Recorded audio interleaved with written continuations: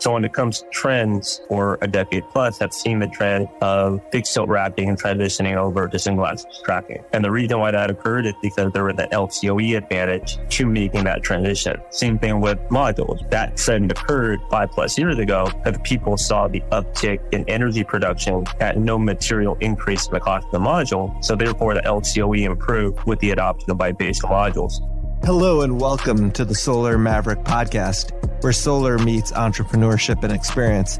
I'm your host, Benoy Thanjan, so let's get into it. Hi, this is Benoy, your host of the Solar Maverick Podcast. I wanted to invite you to an in-person event that we're organizing. It's called the Reneu Energy and Solar Maverick Podcast Holiday Fundraiser Networking Event. It is on Wednesday, December 6th from 6 p.m. to 10 p.m. in Jersey City, New Jersey at a Czech beer garden smokehouse called Hudson Hall, where I'm one of the owners. And it's $60 to attend. Part of the admission fee goes to 2 charities that we're fundraising. And it also covers our expenses for the event, where the 2 charities that we're fundraising for is the Boys and Girls Club and also Let's Share the Sun Foundation, which we've had twice on the Solar Maverick Podcast. We're also partnering with Grandstand Sports and Memorabilia. They will be selling memorabilia proceeds that will go to charity. This is a great event. It gets bigger each time we do the event, and it's a great community of people in the solar industry and great networking, and also for a great cause. If you're interested in attending the event, we'll have it in the notes of the podcast, and you'll see the Eventbrite link for the event. Thank you for listening to the Solar Maverick Podcast. Let's get into it. Did you know that New York is a clean energy leader with ambitious climate goals in the works? New York's solar industry is making those goals a reality, although there's some challenges to face as we work on decarbonizing the grid. Get ready to dive into the solutions for New York's clean energy future at the 2023 New York Solar Summit, the ultimate statewide conference and trade show where industry leaders explore the path to rapid solar and storage deployment through the Empire State. Join hundreds of clean energy leaders on November 9th at Albany Capitol Center to hear from experts, including Jigger Shaw and Doreen Harris, along with ample learning and networking opportunities. Visit www.nysia.org, that's NYSEIA.org, for more information and register today. Register using the promo code MAVERICK for a 15% discount on tickets. Hope to see you there. Hi, this is Benoy, your host of the Solar Maverick Podcast. I'm excited in this episode to have Albie Fong. He's the Senior Director of Business Development at Erthos. Erthos is doing some amazing, creative things in the industry. Albie, it's great to have you on the podcast. Yeah, thanks a lot, Benoy. Anytime. We're RE Plus, and it's in Las Vegas on September 11th, which is the first day of technically the conference starting. We're in the beautiful suite that Erthos has. Oh, Plaza Tower of the Nation. Yeah, I'm excited to have Albie because I've actually known Albie for a long time, but not in person. I read his project development book in the solar industry. Maybe it was 7 to 8 years ago. And so I always had your name in the back of my mind. And then it was amazing when we were introduced. But I think a great way first to start off the podcast is if you could talk about Erthos and what you're focused on there. And obviously there's been a lot of exciting press releases that have been released right around RE+. What you guys are doing is totally revolutionizing the way to build solar projects going forward. And I'm excited for our listeners, who we call Mavericks, to hear more about it. For all the listeners out there that aren't familiar with what Erthos does, we have come up with a new methodology of installation called Earth Mount Solar. And it basically removes all steel, all structural steel from solar projects, primarily utility steel. In doing that, we've been able to reduce land usage by 50%. We've been able to reduce construction labor by 50%, and all the cost variability that comes out of utilizing structural steel in racking, whether it's big tilt or single axis trackers. So this all translates ultimately to a 20% lower LCOE. And in order to achieve this LCOE advantage, we also have OPEX savings as well through robotic cleaning that enables solar projects to realize less than 1% soiling losses. So I found out about this solution about 2.5 years ago, being in the industry for now 16 years. years. Anytime you have a transformative technology that allows you to reduce costs, PPA prices, energy, I just couldn't wait to dive into and promote this solution. And we've been doing a great job so far with 18 projects under our belt that in terms of being contracted and 400 megawatts under contract currently. That's a great high-level summary of what Erthos is. And can you talk about like how you're able to use less steel, which is obviously a large cost in a solar project, which is part of the reason why you're able to have a lower LCOE cost, and that would be really helpful. Essentially, we put solar panels physically on the ground. So solar panels currently are on a fixed tilt or single axis tracking racking system. And that is generally how the whole utility scale solar industry has transformed into designing and executing a solar project. So once we saw and did the financial analysis to validate that like one solar panel prices fall below 50 cents a watt, if you can come up with a solution that enables you to remove all the racking, all the structural steel, financially, it makes sense to put solar panels on the ground, on the dirt, and we will be able to validate that further and start building larger projects. So far, we've had operational projects in the ground for over 2 years now and starting to get larger utility scale commitments with announcement this morning for 80 megawatts in Mississippi, as well as its other announcements recently, which showed our solution being expected to be deployed in Arkansas and Texas and California and other regions of the country. So yeah, no, we're excited about it. That is really exciting. And I know you mentioned about some of the new press releases on states that you're having projects being built and announced. It sounds like from based on our conversations, I know we've talked about this in the past, that it's basically areas of the country, or you're primarily U.S. focused. Is that correct? Yeah, we're an American-based company based in Tempe, Arizona. And right now the focus is in the U.S., North America. We've made announcements so far of our expected inclusion in at least 5 states right now publicly. Maybe that will increase now that we've announced Mississippi, but there will be an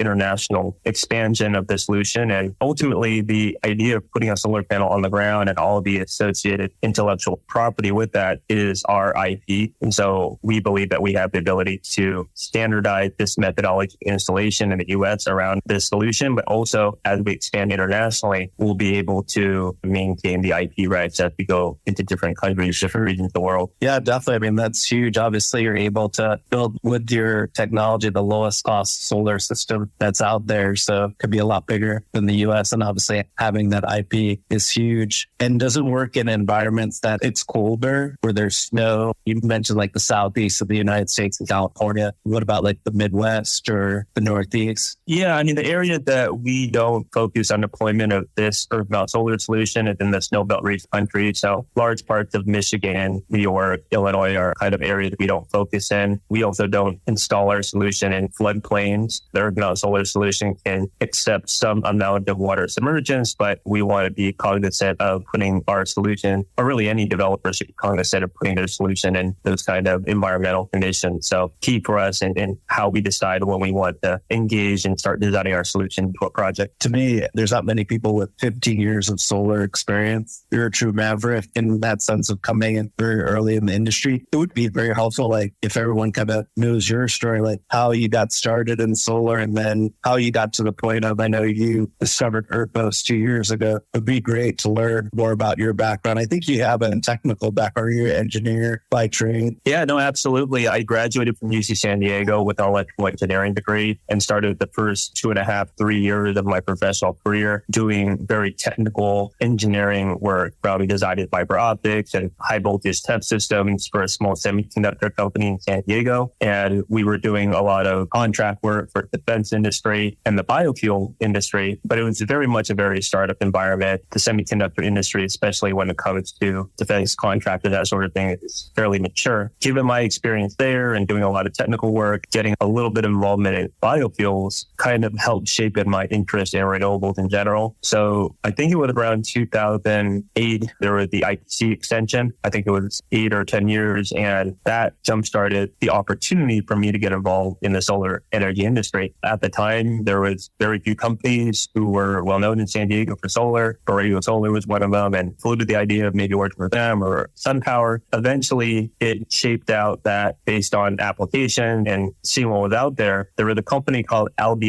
Solar out of Spain. No relation to my name, but Albie Solar, small family company out of Spain. chain that was looking to enter the US market, and they were hiring a small team of people to lead their project development business as well as their concentrating solar power parabolic trough technology business in the US. So I was one of two people they decided to hire at the time. They hired myself and they hired Jesse Tippett, who currently works at Baxter Renewables. But we basically started the business in the US. We opened an office in Arizona. We hired a handful of people to develop utility scale PV projects, which at the time was in the neighborhood of 10 to 20 megawatts. And that was considered huge back then in 2008. And in parallel, we were also aiming to sell our concentrating solar power technology to developers that were doing CSP projects and that had already designed a parabolic trough into CSP projects. So that was kind of my entrance into that market, applying for a job back in 2007, 2008. It was much different than how you do now. So I think it was a application submitted through Career Builder. It would be interesting to hear what trends you've seen. Like obviously 10 megawatts now back in 2008 is pretty small, but I'm sure like, as you said about Erthos, once panels get below 50 cents per watt, what you're doing is innovating the use of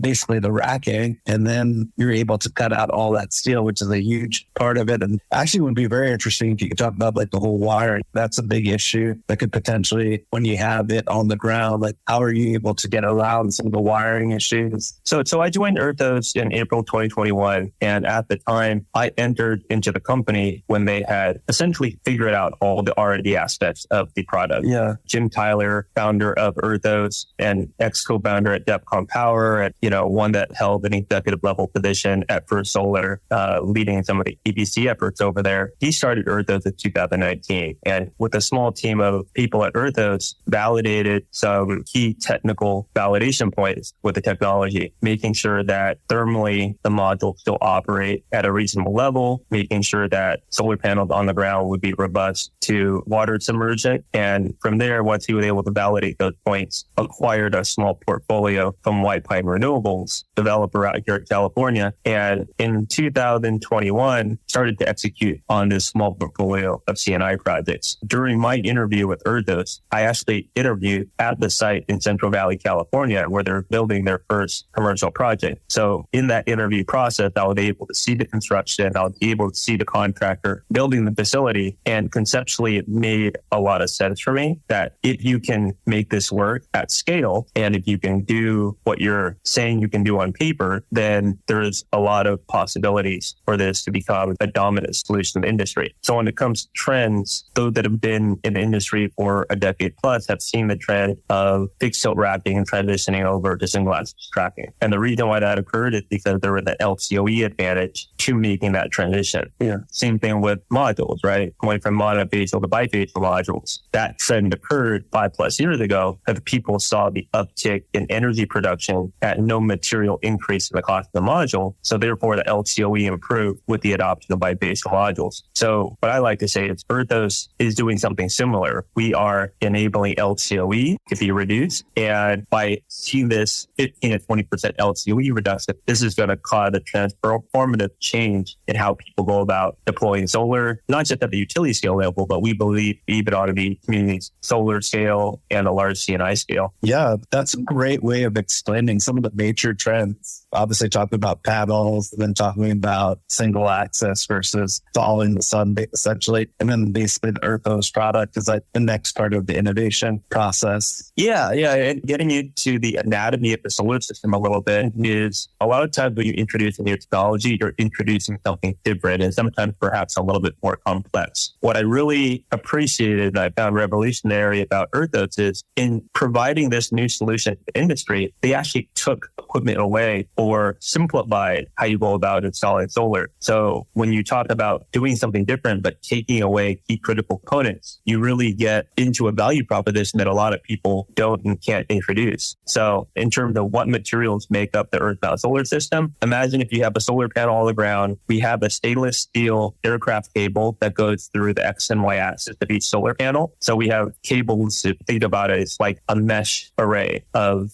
steel cables going through the frame of the solar panels. Those steel cables terminate on precast concrete blocks that are put around each solar array. So those are three critical BOS components. And then we have a unique DC DC cabling assembly that we lay underneath the solar panels in a shallow trench underneath the solar panels. Therefore, it allows us to put all the DC cabling and wiring underneath the solar panels, and the solar panels are not resting on top of the wiring because they're in the shallow trench. So all these things are off-the-shelf type components, or one that you can make at a contract manufacturer. So we're talking about precast concrete, DC cabling, and stainless steel wire. So our innovation is simplifying how to go about deploying solar. So I say those plus the cleaning robot are the component that help make up the solar installation just from a component. Oh, for sure. That's a great way to simply explain that. Can you talk about, if people are not familiar, about like how the cleaning robot works and how it saves obviously cost because you're not having someone physically cleaning the system? So the cleaning robot was a critical element for Earth Mount Solar to become reality, because when you put solar panels on the ground, they get dirtier more than if they're on some kind of rack. Sure. So, elevated. Yeah. So if you can't clean it economically and efficiently, Mount Solar can't become a reality. So it's too costly to use physical humans to go out there and clean solar panels on a daily basis or any kind of frequency, even on like a weekly basis. So we had to come up with the means and methodology how to clean solar panels. So the EarthBot is a internally developed, engineered product that we assemble in Arizona. And we do all this work locally in terms of doing the assembly and the engineering and commissioning of this robot. And then once it's ready to be deployed in the field, we ship essentially one of these bots out for every 2 megawatt AC array. Yeah. So for like a 100 megawatt AC project, we would need 50 of these bots assembled and created for that project.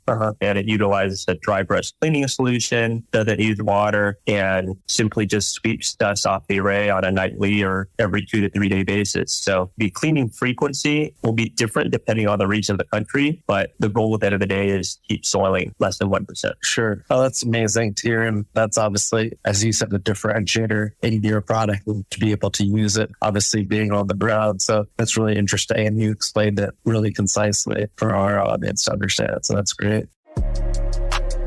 Are you ready to hear from solar industry leaders about the solution for New York's clean energy future? Join us at the 2023 New York Solar Summit, the ultimate statewide conference and trade show, where industry leaders chart the path toward rapid solar and storage deployment through the Empire State. New York leads the clean energy revolution with ambitious distributed solar and storage goals as part of its historic climate legislation that was passed in 2019. The recent passage of the Inflation Reduction Act, or the IRA, helps to bring these goals within reach, and clean energy leaders are gathering on November 9th to discuss the necessary solutions to challenges along the way. When you register for the New York Solar Summit, you'll be joining over 600 clean energy leaders for ample networking and learning opportunities, expert panel discussion, and a trade show filled with leading clean energy companies. Plus, we have exciting keynote addresses from Doreen Erthos, who's the CEO and president of NYSERDA, and Jigar Shah, director of loan programs at the U.S. Department of Energy. Don't miss out. The New York Solar Summit, hosted by the New York Energy Industries Association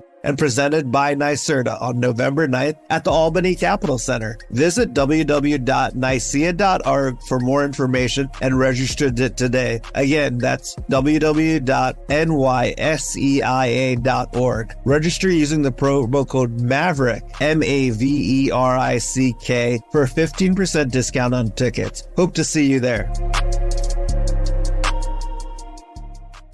You know, what's amazing about the Erthos story to me is like you've been able to raise a lot of capital from some major equity sources. Can you talk about that? I know there was an announcement, I think today, of closing on some financing. And yeah, for our audience, it would be helpful because you're also getting that validation from the financiers or the investment community. And I think it's pretty interesting too, because I think correct me if I'm wrong, when you started Erthos, they were first building their first site, right, with the technology. And you came on board because you're pretty confident that this would be very innovative. And I'm sure what you're doing in business development, obviously now to have physical sites to show people makes a huge difference. Also having the money or the capital raise also shows more. I know this is going into another thing, but then also as well with the KW Analytics, that's willing to guarantee a certain amount of production through the put product. Like these are all things that takes out the risk for the investors and the financiers for project. I know that's like multiple questions in one, by the way, and I think it's really interesting. If you want want to first talk about maybe like the investment? I can definitely speak on it. And I think when I joined, we didn't have any significant amount of outside funding. Joined not just because it was interesting new technology, but I would have to say that I needed to be convinced that this is something that I can pitch and sell to market, right? Because I've been in this industry a long time. I've worked with a lot of developers, IPPs, industry partners. So if I'm going to go up to somebody professionally and say, hey, you should be an early adopter in this solution, I need to have a high level of confidence that this actually works. Absolutely. So being out at the site, seeing that the company was deploying something in the field was pretty important. Being the first major sales business development lead company at the time, we didn't have any third-party contracts with anybody in the industry, even at a megawatt. So now we're 18 contracts underneath our belt and starting construction on some projects coming up here in the next month or so. We've kind of come a long way in the 2.5 years that I've been here and the 4+ years that Erthos has been around in general. But the funding that you were referring to was just announced this morning, but $24 million financing through Capricorn Investment Group's new technology fund. I think this is just another level of confidence for the market that this is something that's going to be a predominant part of the industry. This followed the $17.5 million Series B round of investment in early 2022. Just keeps telling the story that, hey, Erthos ultimately needs to hire more people, to whether it's project managers, software people, sales execution team members, robotic people, O&M team members, to help enable this to move forward at a faster pace and a higher scale. So, we're pretty excited about this funding. It's very new news, and I'm sure it'll make a lot of headway here at RE Plus here in Vegas. It's amazing to hear these announcements that are happening all around the same time. It's great marketing and promotion for it to happen at RE Plus. Can you talk about as well the product that you have now with KWH Analytics? We've had Jason Kamenetsky on the podcast, so I think it's very interesting as well, because that's a huge validation of production, which is what most financiers are obviously trying to get the highest amount of production for the least amount of money. To have some sort of guarantee from a third party with their put product, I think would be helpful for our audience to learn more about it. I think it's a huge differentiator as well for those to have that, especially as a relatively new technology. Yeah. So to give people an understanding of my background, I've been in project development for a long time.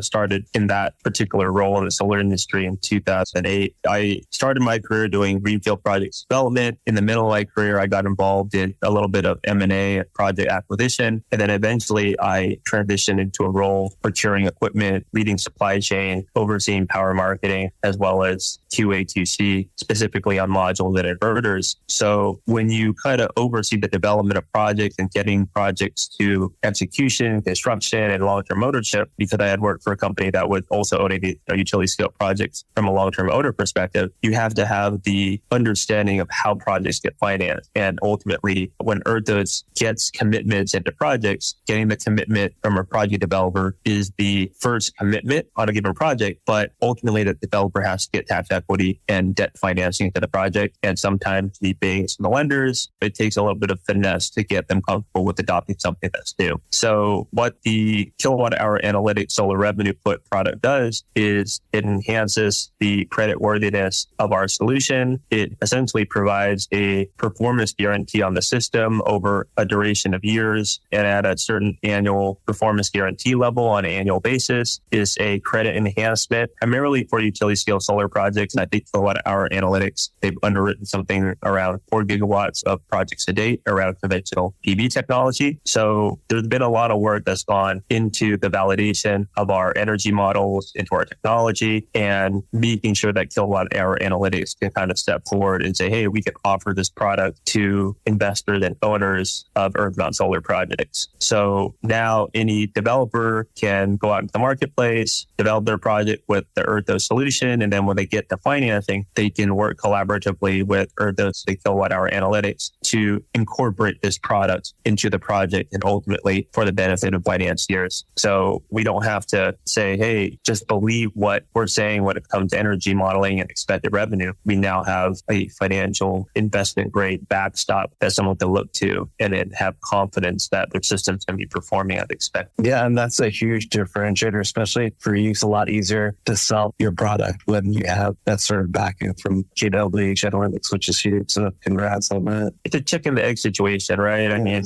once somebody adopts our solution, it takes a period of time for the projects to become reality and get to a point where they need to be financed. And people in the financial community, they want to finance projects, right? But for sure, those projects need to get to the point where they can finance. So it's this kind of push and pull between development and then financing. So it's an interesting dynamic, but it's something that takes time. And we're doing as much as we can, greasing the skids on the bankability and the financing, right, to make sure that that won't be a challenge when the projects need to go through that part of the execution process. Yeah, and that's a huge differentiator, especially for new technology to be able to do that. And it's relatively new. As you said, company started in 2019. It's interesting because I actually know Albie from a book that he co-authored called Project Development in the Solar Industry. It's you and Jesse Tippett, at least the primary authors. I know each chapter, different people focused on that. I asked another developer, his name's David from YSG Solar. They're actually a community solar and commercial industrial developer in New York. Like, what's the best way to learn about development? And he's like, I have this great book of project development in the solar industry. That was, as I mentioned earlier in the podcast, like 6 to 8 years ago. I learned so much from reading that book. So I appreciate you putting the time to writing that. Can you talk about that book and how that happened? I know we've talked about it a few times. Only 2 years into my solar career, I thought of the idea of writing a book. And the reason why is that when I started my solar career, there wasn't any text or literature on how to develop solar projects. A lot of it was self-taught. A lot of it was just trying to figure it out. A lot of people didn't have the solar development experience back in 2008. And there are a lot of people who had experience in the power industry, but they didn't necessarily have that subject matter expertise in solar and renewables. So I found myself in a new position to, be a thought leader or a contributor to education and, some kind of textbook-based literature for people to utilize and refer to. So it's interesting how you said that you kind of picked that up 7 to 8 years ago. I started drafting that book maybe about 13 years ago, and it was published 11 years ago, around 2012. Yes, I co-authored it with Jesse Tippett. I will say Jesse was the bigger advocate to write a book. He said, hey, Albie, we should write a book, right? And get our names out there. And I said, hey, who's going to let two guys write a book about solar project development who only had 2 years of solar experience? And he actually encouraged me to do it. And we wrote a sample chapter together. We did some research to figure out which publishing companies would be viable candidates to publish a book like this. We reached out to a group called CRC Press in the UK, sent them the sample chapter, and they said, hey, we love it. And we would like you guys to author the entire book. Everything went from there. It took another 12 to 18 months to actually find other contributors who wrote chapters out of the book. And eventually we published it in 2012, and a couple academic institutions picked it up as the primary literature for their classroom. And we also have a contributor from Erthos. Arturo Alvarez is our director of project development engineering, and he helped contribute the interconnection chapter. So there's obviously other people throughout the industry who contributed that were really appreciative, who participated in that. But yeah, Jesse and my name are co-author on the book, but there was a lot of help that we had to get that and become reality. Oh, for sure. I could imagine how much work went into it. And it's interesting because I refer your book to anyone because I get a lot of people wanting to get into the industry. And the first thing I do refer is your book. Sierra from Mana Pacific, I interviewed her on the podcast. She told me even that she reached out to you and then suggested for us to meet at Intersolar this past February in Long Beach. So I was excited that she read the book, but then it was amazing because she actually took the initiative to reach out to everyone who wrote a chapter and set up an informational call, which is, I think, really smart for her to do and really build a great network of people. And,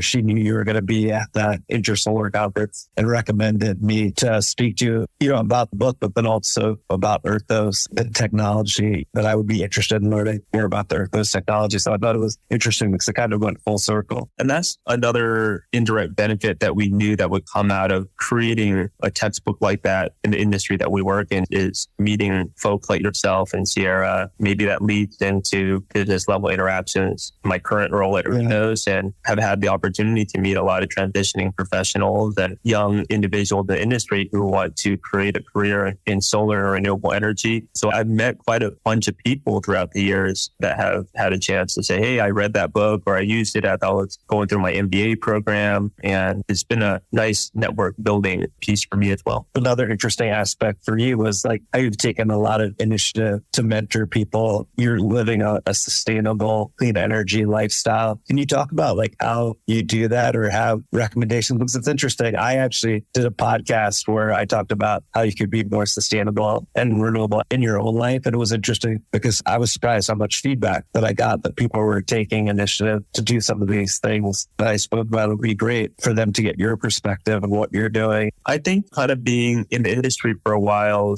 you get a certain amount of experience that you want to find ways to mentor the next generation of renewable energy talent, right? And when I was going through school, we didn't have renewable energy programs in place at UC San Diego. We didn't have a class or a program that was crafted around getting into this industry. So I think I've always found an interest to have the opportunities to try to mentor people. I've mentored an individual from UC San Diego out of the electrical engineering program. I've mentored people through the Young Professionals of Energy or YPE, San Francisco Bay Area chapter. So I had a chance to interact with people, and a couple people I have mentored. One actually works in the renewable energy industry, and another person had actually worked just in the tech industry and had just an interest about the clean tech sector and figuring out how they could take some of their skills and transfer from tech to solar. So I think anytime that you can kind of give back and also just network too, right? Just because you mentor people and you never know when you might collaborate with that person in the future, or you might hire somebody who have their expertise. So yeah, I'm actually coming up here in a few weeks. We'll be speaking on a career panel by YPE in San Francisco, and that will be going down in October. And similar theme, just providing a perspective about my position in renewables and trying to help people who are trying to get into the industry, whether they're in different clean tech sector or they're just transitioning from other industries to solar. That's great that you're doing that. And it's all about giving back and a legacy. And that's great to hear that. This has been an amazing interview, Albie. I feel like we do a part two, so another 45 minutes to an hour, which we probably should do sometime in the near future. If our audience wants to learn more about Erthos, if they wanted to get in contact with you, what's the best way for them to do that? Well, obviously, check out the website. Erthos.com has a number of great white papers, introductory videos. So you actually see visually what the Earth Mount Solar solution is all about. But anybody's welcome to reach out to me on LinkedIn, submit a request to connect, and I try to make myself as available as possible. And if somebody wants to talk to someone specifically at Erthos, if I'm not the right person,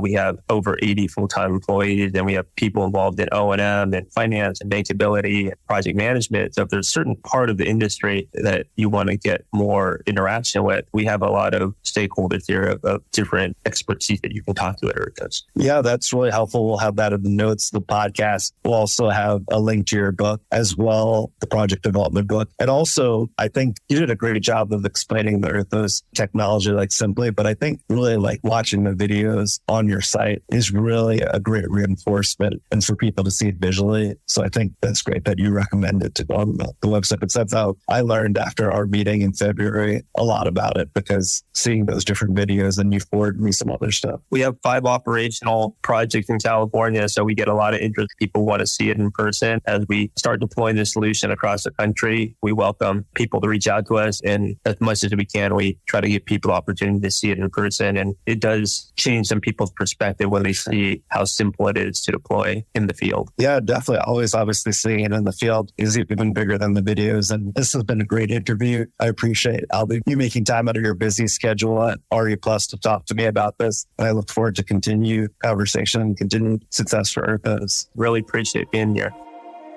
Thanks for listening to the Solar Maverick Podcast. The Solar Maverick Podcast is brought to you by Reneu Energy. We're a solar development and consulting firm. If you believe that this podcast is adding value to you, please give us a 5-star review and share with those that you think could benefit from this information. Please email all questions, suggestions, and feedback to info@reneuenergy.com. That's info@reneuenergy.com. The Solar Maverick Podcast is produced by Podcast Laundry and executive produced by Benoy Thanjan and Kevin Y. Brown.